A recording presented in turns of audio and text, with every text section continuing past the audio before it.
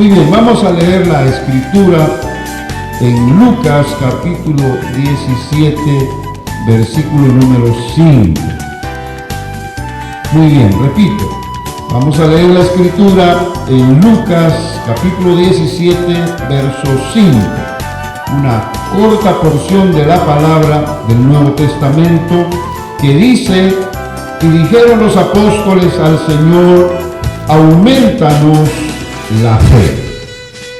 Creo que es una petición muy justa y creo que todos podemos decirlo. Aumentanos la fe. Directamente una palabra, una petición al Señor que no cabe duda nos servirá para aprender lo que Él quiere enseñarnos. Pueden sentarse, por favor. Bendito el nombre del Señor. Aleluya. Quiero que vayamos en el contexto de esta porción, pero estoy siempre enseñando sobre la fe. Y el tema en esta ocasión se titula La fe crece. Por lo tanto, estoy consciente que entendemos la razón por la cual este mensaje lleva ese título. Aumentanos la fe, dijeron los discípulos, y eso significa que entonces la fe puede crecer, puede ser mayor cada día de la que tenemos en el momento. Quiero que tome en consideración que es un asunto muchas veces de interpretación, porque las palabras de Jesús tienen profundidad. No es solamente lo que Él dijo lo que se tiene que memorizar, sino lo que muchas veces significa en la profundidad de su mensaje. Y aquí creo yo que como los discípulos, cada uno de nosotros puede estar en la misma necesidad de pedirle al Señor que aumente nuestra fe. A menos que uno esté conforme, que uno esté acomodado y diga, pues yo creo que tengo fe. Y no vemos la necesidad de echar mano de esa fe porque quizá nos va bien, porque no tenemos ningún conflicto, quizá estamos muy acomodados considerando que estamos bien en todo el sentido de la palabra. Pero cuando nos encontramos en circunstancias diferentes, creo que vale la pena que nosotros le pidamos al Señor que nos dé más fe, que nos aumente a la fe que tenemos algo más que nosotros podamos utilizar. Porque, repito, creo que la petición es sincera. Y es que ellos veían, hablo de los discípulos, ellos veían la magnitud de los resultados de la fe que veían en el ministerio de Jesús. Porque si alguien caminó en fe todo el tiempo fue el Señor. La plenitud de la fe en Él lo hizo andar en la voluntad del Padre. Y esto como resultado trajo todo lo que nosotros sabemos que existe en el ministerio del Señor. Vuelvo a insistir con este pensamiento. Muchas veces creemos que hemos visto algunas cosas y creemos que eso es suficiente, pero hay más todavía. Aún no hemos visto muchos milagros, sanidades, aún quizá en nuestras vidas personales no lo hemos experimentado. Tenemos testimonios, claro que sí, pero milagros, hablo de milagros, si digo verdaderos es porque lo estoy enfatizando. Creo que nos es difícil muchas veces experimentarlos, porque un milagro es aquello que sobrepasa las leyes naturales. Muchas veces alguien nos da algo en una necesidad y aquella aportación nos ayuda y no lo sabía la persona que lo hizo, pero en ese momento nosotros decimos Dios proveyó y decimos Dios hizo un milagro, pero muchas veces no es un milagro. Sencillamente sucedió algo en donde Dios pudo dar a nuestra necesidad lo que Él sabía que íbamos a utilizar. Pero milagro es aquello que, repito, sucedió, por ejemplo, en la vida de Pedro. Pedro hizo muchos milagros. Caminó sobre el agua, levantó a un paralítico. Eso es un milagro, porque un paralítico no puede sanar. Está lisiado, inválido. Pero al levantarlo en el nombre del Señor, sucede un milagro. Así como el Señor hizo muchos milagros, también Él mandó a sus enviados para que hicieran milagros. Al extremo que les dijo, resuciten muertos. Y eso es algo que creo nosotros no podríamos ver si no tenemos una fe crecida, una fe aumentada. Por lo tanto, la respuesta del Señor a esa petición de los discípulos tiene una clave. Y es aquí donde yo quiero que usted considere esa clave para hacer de su fe una fe que crezca cada día más. No es solamente conocimiento, es también la veracidad de la palabra puesta en práctica. Lo que necesitamos es que las cosas sucedan y no es un asunto por palabras mágicas. Porque si nos pusiéramos a orar por alguien en una condición tal vez de depresión, tal vez de suicidio, con pensamientos de querer quitarse la vida, empezaríamos a orar en el nombre del Señor, pero quizá a esto se le sume que hay también una posesión de demonios. Entonces ya nuestra oración no es solamente para el auxilio divino a esa persona con esa clase de depresión. Tal vez ahora tendríamos que liberarlo. Y ahí es donde va aplicándose la fe, porque no solamente será un asunto de oraciones y de palabras repetidas, de versos de la Biblia confesadas en voz alta. Tiene que existir un poder, tiene que estar en nosotros una virtud. Lo que el Espíritu Santo nos dé en ese momento como palabra de autoridad. Pero ahí es donde va la fe. Por eso, cuando Jesús dio la respuesta, no es un asunto de tomarlo a la ligera. Como quien dice, Jesús dijo esto, lo voy a repetir. Y va quizá a encontrarse nuestra persona, nuestra vida, en un asunto que no tiene solución en el momento, porque nuestra fe está fallando. Así que tome en cuenta que lo que vamos a leer es precisamente un asunto de convicciones, un asunto de lo que retenemos de parte de Dios en nuestros corazones, lo que viene por medio de su palabra a nuestras vidas.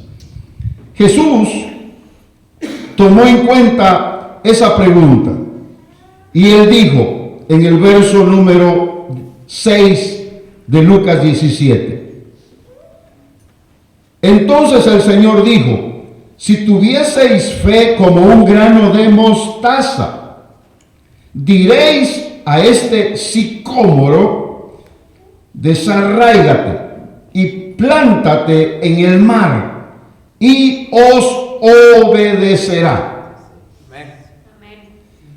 Es un mensaje similar en Mateo capítulo 17, solamente que allá cambiaron las palabras. En vez de árbol sicómoro, se habló de una montaña. Está el Señor hablando en términos de fe, de los obstáculos más grandes que podamos tener frente a nosotros. No es un asunto literal que podamos mover montañas. Imagínense. Es un asunto de fe en los obstáculos que encontramos en la vida cristiana, que pudieran ser tan grandes que sería imposible removerlas. Por eso, en este pasaje, en la lectura y en la meditación, encontraba lo siguiente. Lo primero que hay que tener en el corazón es una semilla de fe. Yo creo que nosotros ya tenemos una semilla de fe. Pero Jesús dijo, tan pequeña como el grano de mostaza. Si usted se pone la semilla de mostaza en la palma de su mano, es tan pequeña, tan diminuta, que apenas lo puede observar el ojo. Tiene que acercárselo más, depende de su visión. Pero es tan pequeña, pero el Señor dijo que aún así sería capaz de remover obstáculos. Ahora, aquí hay esta característica que si el Señor usa términos metafóricos, figurativos, tenemos que considerar también la interpretación tal y como el Señor lo pone. Porque todo comienza con la fe, como una semilla, repito, tan pequeña, pero que es un principio de vida en nosotros. Porque una semilla es un principio de vida. Cualquier semilla que usted tuviera a la mano y lo pusiera en la tierra, estoy seguro que va a crecer. Nada más que usted sabe que tiene que existir el tiempo. Y en el tiempo, el ambiente adecuado para sembrar. No va a sembrar ahorita. La tierra está durísima. La misma semilla no podría tomar esa vida después de morir en la tierra. Entonces, sí, una semilla es un principio de vida porque en ella están prácticamente todas las características del árbol mismo y de su fruto. Y por eso hablamos de fe.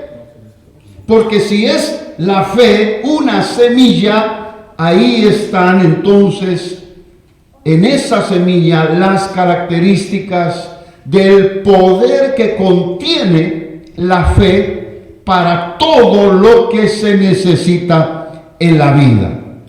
¿Dicen amén?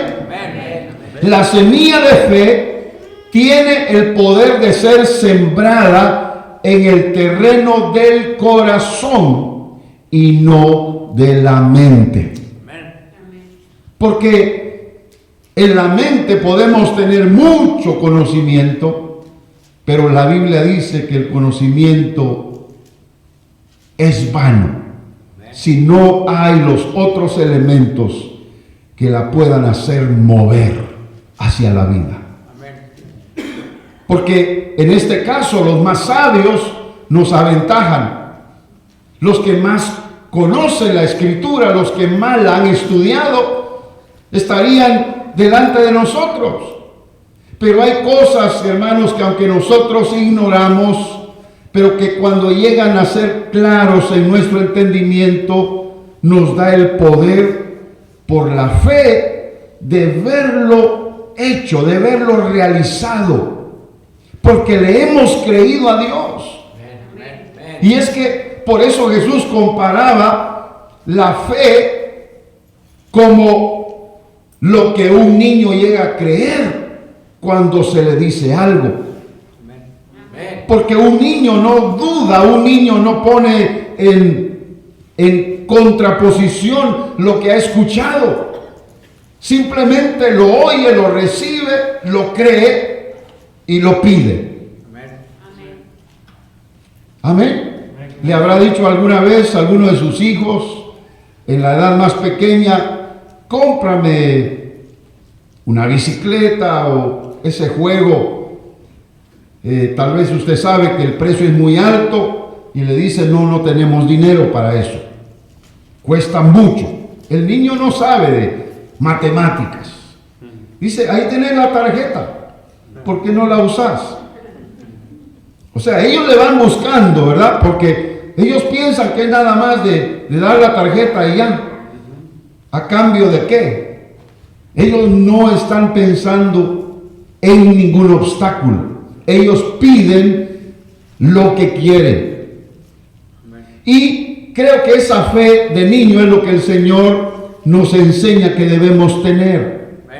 Obviamente no siempre vamos a recibir lo que pedimos, pero sí aprendemos a creer. Y este es el punto importante, porque no es un asunto de la intelectualidad, es un asunto de las convicciones en nuestro interior. Tenemos que creerle a Dios, más que a lo que nos rodea y a las circunstancias que muchas veces nos presionan. Tenemos que creer en su palabra, porque la palabra de Dios tiene el poder de cumplirse en aquellos que la creen. Sin embargo, la fe evidencia su autoridad por medio de la confesión. Pero tenemos que saber cuándo confesarlo, porque si no haríamos el ridículo. Porque la convicción va primero. Creerle a Dios es lo más importante. Y luego la confesión en lo que nosotros creemos cuando le pedimos al Señor. Por eso el Señor dijo, si tuvieseis fe como un grano de mostaza, diréis. Ahí está la palabra, diréis. Ahí está, hablar, confesar, hablar con autoridad. Es que los discípulos vieron a Jesús echar fuera demonios y cuando les tocó a ellos no pudieron. ¿Acaso Jesús no les dijo, hombres de poca fe? ¿Y cuántas enseñanzas más no surgieron en esos momentos donde los discípulos aprendían? Porque no era un asunto de repetir lo que habían visto, era un asunto de creer lo que era capaz de hacer la palabra con poder y autoridad. Porque la fe se avala por la palabra, por lo que confesemos. La fe en realidad se respalda por lo que nosotros hemos leído, hemos creído y ahora lo estamos aplicando a las circunstancias que nos rodean. Por eso, el poder de esa fe se evidencia por medio de aquello que es capaz de mover. Porque usted no puede nada más confesar algo si no tiene algo que tenga que mover. Yo hago oraciones cuando estoy en un momento, no tengo que ponerme de rodillas, pero le hablo al Señor y le digo así como hablando con alguien que está ahí cerca de mí, Señor, pero yo te pido esto porque ya ves que estoy en este problema, ayúdame. Y estoy hablando con Él, pero creo muchas veces que hace falta que nosotros apliquemos esa fe a la misma circunstancia. Yo me quedé asombrado cuando oí de un hombre que ya ha entrado en años, habiendo tenido una carrera artística, se dio cuenta que tenía problemas internos en sus órganos. Y dice que fue precisamente con una persona especialista. No me recuerdo de la clase de profesión que tiene ese especialista, pero lo que le enseñó fue lo siguiente: tú tienes que hablarle a tus órganos, le dijo. Y ese hombre entonces, en toda la terapia que le dieron, lo pusieron en un cuarto, dice, le pusieron una música suave, apropiada para que él pudiera estar relajado. Y dice que empezó a hablarle a sus órganos que estaban afectados. Imagínense. Eso es algo dentro de la fe natural positiva. Y nosotros que tenemos el poder de la palabra, ¿acaso no podríamos aplicarlo? Así que esa persona viene y le dice, si estaba enfermo del hígado, tienes que sanar. Yo todavía quiero vivir. Eso es lo que yo oí de ese testimonio de esa persona. Tengo una familia todavía que mantener, ellos me aman, ellos no quieren verme en esa condición. Hígado, tienes que trabajar bien para mí, para este cuerpo. Y dice que esa persona salió de esa clínica, de esa terapia, muy convencido de que iba a seguir haciendo lo mismo. Ahí está, no se ha muerto. Yo no sé si se sanó o no, pero no es un asunto también de, usted sabe, cuestión de la mente. Porque hay también enfermedades psicosomáticas. Cuando uno está creyendo un mal que todavía no existe, pero uno lo confiesa como que existe. Y el cuerpo empieza a sentirlo. Si usted dice, estoy cansado, se pone cansado, me duele la cabeza, va a sentir dolor de cabeza. Usted tiene que venir y hacer lo contrario. Porque el término psico o psico es el término mental. De ahí viene la palabra psicología, psicopatía y todo lo que comienza con ese término. Amén. Soma en griego es lo del cuerpo, lo de la naturaleza humana. Por eso es psicosomático. Así que cuando uno tiene una mente negativa, afecta en lo que nos rodea, en el entorno que tengamos. Y aún nuestro cuerpo mismo recibe o percibe esas ondas negativas. Pero no estamos hablando en términos psicológicos, estamos hablando en términos teológicos.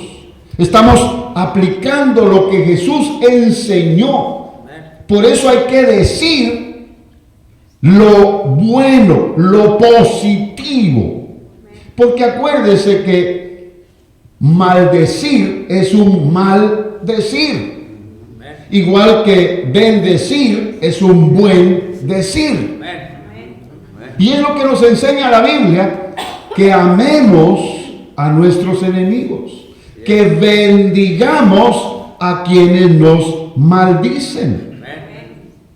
Porque nosotros vamos a aplicar en contraposición lo psicológico, pero con el poder de la palabra, apoyados por el poder del Espíritu Santo. Alabado sea el nombre del Señor. Por lo tanto, Jesús dijo, diréis, porque la fe necesita del ambiente adecuado y las circunstancias también que la preparen para que como una semilla pueda germinar en nuestros corazones. Usted ya tiene la semilla de fe. Usted lo ha creído, me lo ha dicho. Amén. Pero ponga entonces a esa semilla el ambiente positivo tiempo de una confesión bíblica, de una confesión de poder en la palabra de Dios. Y ese ambiente hará que las circunstancias internas sean más poderosas que las circunstancias externas. Alabado sea el nombre del Señor. Así que la semilla de fe en su corazón va a germinar. Por eso la fe necesita ser alimentada con esos nutrientes apropiados, hasta que en su proceso se expongan sus retoños. ¿Se da cuenta de lo que estoy diciendo? Es que ver lo natural nos hace entender lo espiritual. Y usted lo podrá evidenciar en su rostro, lo va a evidenciar en su mirada, en sus palabras, lo va a evidenciar en su relación social. Porque hay gente amargada, hay gente que está de alguna manera afectada moral y espiritualmente hablando, y va a sacar de su corazón esa amargura y va a decir torpezas, va a decir cosas inadecuadas que ofendan a otros. Y eso es lo que hay que evitar, precisamente porque lo que nosotros tenemos es una fe que tiene vida por el poder del Espíritu de Dios. Por eso Jesús dijo estas palabras, porque Él las vivió, Él las practicó. La fe tiene que crecer sanamente y evidenciar su madurez con el tiempo. Obviamente no será de la noche a la mañana ese cambio, pero empiece. Tan pronto pueda, empiece a tener una mejor calidad de vida espiritual. Cambie su manera de aproximarse a las personas, su manera de ver las circunstancias y de hacer una confesión positiva, no solo cuando ore, sino aún cuando usted pueda compartir socialmente con los demás. Si alguien quiere saber cómo aumentar su fe, debe tomar en cuenta los principios bíblicos de la siembra y la cosecha. Porque ahí es donde nosotros debemos fincar nuestra fe. Es un hecho que ese es un principio absoluto de la Biblia. Todo lo que el hombre siembra, eso va a cosechar. Y con la semilla de la fe, usted va a sembrar precisamente para cosechar de lo espiritual. Y va a ser evidenciado en su manera de vida, en su manera de conducirse, en su manera de hablar. Así como la semilla natural se levanta con vida en los terrenos más adversos, también la semilla de la fe se abrirá camino en las circunstancias más contrarias de la vida. Recién, cuando estuve en los terrenos de un hermano que nos invitó a su casa, nos fue a mostrar, tenía más de 14 acres, si no mal recuerdo, y habían unos trozos de árboles todavía tirados que habían cortado. Y me llamó la atención que todavía estaba saliendo de ese trozo de unos tal vez 5 o 6 pies de largo, estaba saliendo todavía un retoño. Imagínense, y ha cortado el árbol, que aún el árbol después de cortado todavía puede echar sus retoños. Lo que es el poder de la naturaleza, que también es aplicado al poder de la fe. Por eso, aún hasta, hermano, quizá ya cansado, agotado, aún hasta quizá caído, uno puede levantarse con nuevas fuerzas. Porque la fe es capaz de quitar todo obstáculo en nuestro camino y darnos la vida que necesitamos. Alabado sea el nombre del Señor. Amén. Yo creo que todos queremos madurar en la fe. Porque la fe en un creyente maduro hará que pueda remover y desarraigar grandes obstáculos en la vida. ¿Habrá algo que usted todavía no ha podido quitar? Algo que todavía no ha removido en el camino de su destino como creyente? Quizá porque no ha aplicado el poder de la fe. Obstáculos que posiblemente le han impedido avanzar. Tal vez los han rodeado, pero no ha pasado de ahí. Es tiempo que usted, en palabra de fe, pueda, como leímos acá, pueda decir a ese obstáculo, como Jesús enseñó en el sicómoro. Un sicómoro es un árbol plantado, se ve pequeño, pero tiene raíces profundas. Desarráigate y plántate en el mar. ¿Y qué dijo Jesús? Y os obedecerá. El obstáculo no puede ser más grande que su fe, a menos que usted se lo permita. Porque vivimos precisamente para saltar esos obstáculos o para quitarlos del camino. Y en la fe de Jesucristo nosotros sabemos que podemos hacerlos a un lado. Desarraigar es quitar de raíz totalmente, de tal forma que no vuelva otra vez a surgir con vida. Aquello tiene que quitarse totalmente y tiene que existir la evidencia, y nos vamos a dar cuenta que Dios cumple su palabra. Bendito el nombre del Señor. Por eso le digo, yo creo que la fe en Dios actúa por su palabra, porque no es nada más por lo que nosotros pensemos. Por eso las palabras de Jesús son tan profundas, hermanos.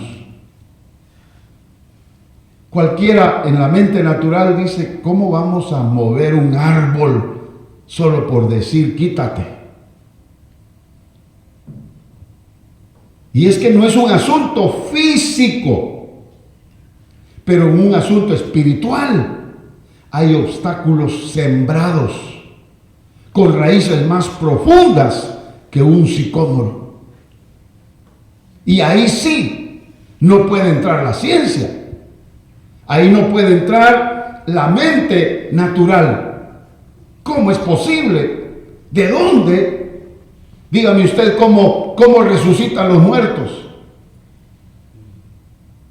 Naturalmente hablando ya no es posible. ¿Cómo puede existir sanidades? ¿Cómo pueden haber maravillas y prodigios divinos? Es que estas son las señales de las cuales Jesús habló, que los mismos discípulos verían. Estas señales seguirán a los que creen. Los demonios no se ven, pero ahí están. Y en el nombre poderoso de Jesús se van. ¿Se da cuenta? No entra la ciencia ahí, no entra el pensamiento humano, pero nosotros creemos en el poder de una palabra que va más allá de lo natural. Por eso es que podemos decir que la acción que nosotros propongamos a la semilla de la fe hará que produzca buenos frutos. Tiene que trabajar en su fe. Todos los que estamos aquí tenemos que trabajar en nuestra fe. Que el terreno del corazón esté adecuado para que esa semilla pueda tener vida y no marchitarse. Cuando los cristianos pierden la fe, lo pierden todo. Cuando ya no hay nada de qué agarrarse, entonces están en peligros. Y no hay peor cosa que un cristiano en esas condiciones. Ahí es donde entran las preguntas de muchos cuando dicen, pero ¿cómo un cristiano puede endemoniarse? ¿Cómo un cristiano puede pensar en suicidarse? ¿Por qué si es cristiano está viviendo esa clase de vida? ¿Por qué abandonó a su mujer? ¿Por qué abandonó a sus hijos? ¿Por qué está fallando en ir a la iglesia? ¿Por qué esto? ¿Por qué lo otro? No hay respuestas a menos que pensemos que lo que está sucediendo es que su corazón empezó a tener más contaminación del ambiente del mundo y de lo natural. Y no lo despejó para que el poder de lo espiritual pudiera darle vida a su corazón. Así que nosotros tenemos que trabajar, porque la fe tiene el poder de desestabilizar lo impensable en lugares de extrema imposibilidad. No moriré, dice una porción de la Biblia, sino que viviré y contaré las maravillas del Señor. Eso es positivo.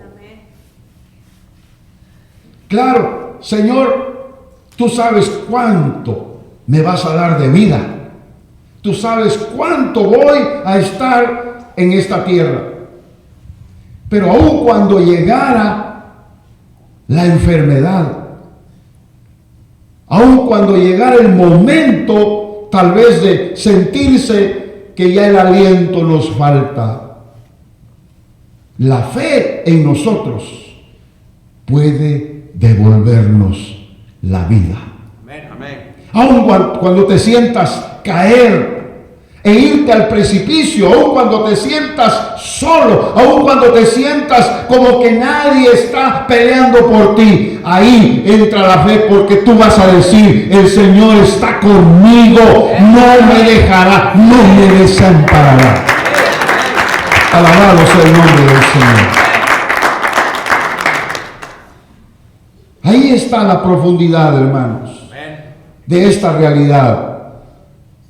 Porque el poder de remover los obstáculos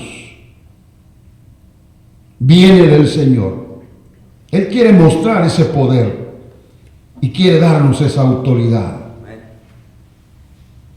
Lo que otros no pueden ver, si usted lo puede ver, lo puede remover.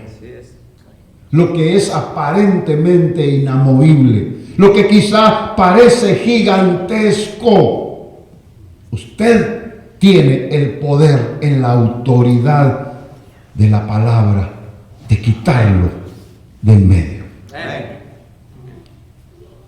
Veamos en Marcos 10:27. Si usted busca conmigo esa porción, Marcos 10:27. Mire qué dice. Jesús mirándolos dice: para los hombres es imposible, mas para Dios no, porque todas las cosas son posibles para Dios. En el contexto, hermanos, claro, lo que ellos ven en lo natural parece como que no tiene solución. De un rico que cuando Jesús lo confronta se va. Señor, le pediste que dejara todo.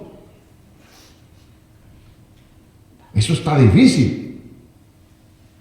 ¿Cómo va a dejar todo ese hombre si tanto que le costó? Es que el Señor no estaba solamente a capricho pidiendo las cosas. Él sabía lo que quería remover si aquella persona quería. Pero como no quiso, es lo mismo cuando el joven rico, que también era escriba, llegó al Señor y le dijo: Señor, ¿qué voy a hacer o qué debo hacer para obtener la vida eterna? Jesús, ¿por qué no le dijo, pues solo cree en el Hijo de Dios y vas a ser salvo y vas a obtener la vida eterna? No, el Señor lo pone en un plano de lo natural. Si tú sabes los mandamientos y los haces, pues vas a ser bienaventurado. Él dijo: todo eso ya lo he guardado desde mi juventud. Como quien dice, no hace falta entonces. El Señor probó su corazón y le dice: entonces, si estás bien así, dejémoslo así. De ahí se toman algunos para decir que Jesús enseñó que la fe no es suficiente para salvar, que hay que obedecer los mandamientos. Pero es una interpretación equivocada. Jesús estaba probando el corazón de un hombre nada más. Por eso fue a ese mensaje. Porque es así como el Señor nos prueba. Lo que muchas veces nosotros abrazamos y no queremos soltar es lo que muchas veces el Señor quiere que nosotros lo hagamos a un lado. Pero nos cuesta, ¿verdad? Nos parece un problemón, Señor, pero si eso lo dejo, ¿qué va a ser de mí? Y es ahí donde nosotros tenemos que aplicar la fe. Creo, Señor, que puedo hacerlo. Y lo voy a hacer en tu nombre. Amén. Bendito el nombre del Señor. Y hermano, ¿sabe qué? Ahí vamos a comprobar el poder y la autoridad que tiene la fe en nosotros. Por eso en esta lectura, los discípulos, cuando ven a ese rico irse, dicen: Señor, ¿y nosotros qué? Ya lo dejamos todo. Y decía mi pastor: ¿qué dejó Pedro? Redes remendadas. Jesús por eso decía: el que dejare padre, madre, esposa e hijos, literalmente no está diciendo que los abandone. ¿Se da cuenta? Jesús estaba diciendo que no debemos tomar como una prioridad las cosas que nos pueden impedir que alcancemos lo que Él nos quiere dar. Ese es el punto principal en esa enseñanza. Por eso creo yo que estoy en esto. Porque el que cree que sabe, o el que cree, más bien dicho, sabe que para Dios no hay nada imposible. El que cree va a saber: Dios no conoce imposibilidades. Prefiero estar del lado de Dios. Alabado sea el nombre del Señor. ¿Dicen amén, hermanos? Amén. Aleluya, gloria a Dios. Segundo, porque el que cree sabe que para él mismo también todas las cosas le son posibles. Aquí es donde entra Mateo 17, que le mencioné al principio. Y el versículo 20 que dice en la última parte: pásate de aquí a allá y se pasará, y nada os será imposible. Por la fe, nada nos será imposible. ¿Lo puede repetir conmigo? Por la fe, nada me será imposible. Porque lo enseñó Jesús. Para Dios no hay nada imposible, dice Marcos, y Mateo dice, para el que cree, nada le será imposible. Porque estamos paralelamente hablando de lo mismo. La fe que mueve montañas, la fe que mueve obstáculos, como los árboles sicómoros. Amén. Y ya para cerrar entonces, el aumento de la fe consiste primero en que alimentemos la semilla de fe interior. Amén. Amén. Para que entonces tengamos resultados que se multipliquen en los aspectos naturales de la vida. Trabaje en su interior primero. Ponga más fe a lo que debe hacer en lo espiritual. ¿Para qué voy a la iglesia? Ahí ya nuestra confesión negativa está trabajando. ¿Para qué voy? Ya fui ayer, ya fui el siguiente día, o ya fui la semana pasada, qué sé yo. ¿Para qué voy a leer la Biblia? Alguien dijo eso, ya me lo sé. ¿Se da cuenta? ¿Para qué voy a orar si ya le he pedido a Dios muchas veces y no me ha respondido? ¿Cómo está tu fe? Se ve que no está muy bien. Y esa es la razón por la cual el enfriamiento espiritual y los ataques del enemigo a tu mente, y esa es la razón por la cual tu vida espiritual no prospera, porque estás haciendo a un lado los tratamientos adecuados a la fe, que es lo más importante que nosotros tenemos que tratar en nuestro interior. Es que sin fe es imposible agradar a Dios. Pero consideremos esto, porque no tendría ningún sentido si el creyente no supiera que Jesús es el autor y consumador de la fe. ¿Sabe por qué? Porque si alguien vivió en fe fue el Señor. Y si alguien fue procesado en fe en toda su vida, fue el Hijo de Dios. Él tuvo la promesa del Padre. Lo dice el profeta Isaías en el capítulo 53. Una propuesta puesta por delante, lo cual él iba viendo por la fe. Lo voy a alcanzar. Ese es el plan de Dios. Eso es lo que Dios quiere para mí. Lo persigo. Por eso Pablo decía, prosigo hacia el blanco, al premio